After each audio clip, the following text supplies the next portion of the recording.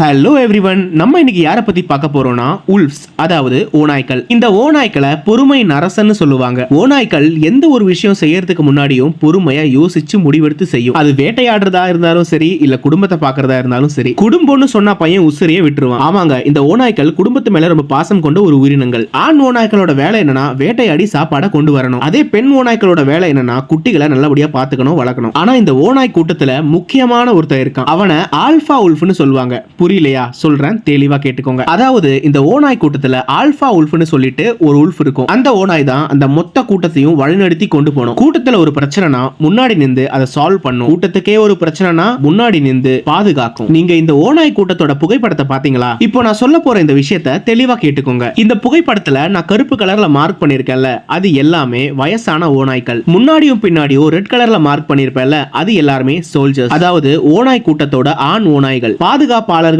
சொல்லலாம். கிரீன் கலர்ல மார்க் பண்ணிருக்கிறது குட்டி ஓநாய்களும் பெண் ஓநாய்களும். கடைசியா ப்ளூ கலர்ல மார்க் பண்ணிருக்கேன் பாத்தீங்களா? அதுதான் ஆல்பா உல்ஃப். இந்த கூட்டத்தை வழிநடத்தி கொண்டு போற தலைவன். இப்போ உங்களுக்கு புரிஞ்சிருக்கும்னு நினைக்கிறேன். இப்போ நீங்க பாத்துட்டு இருக்கிறது இந்தியன் உல்ஃப். நம்ம இந்தியன் உல்ஃப்ஸ் பாக்குறதுக்கு இப்படிதான் இருக்கும். வீடியோ பிடிச்சிருந்தா லைக் பண்ணுங்க, கமெண்ட் பண்ணுங்க, மறக்காம நம்மளோட சேனலையும் சப்ஸ்கிரைப் பண்ணிடுங்க.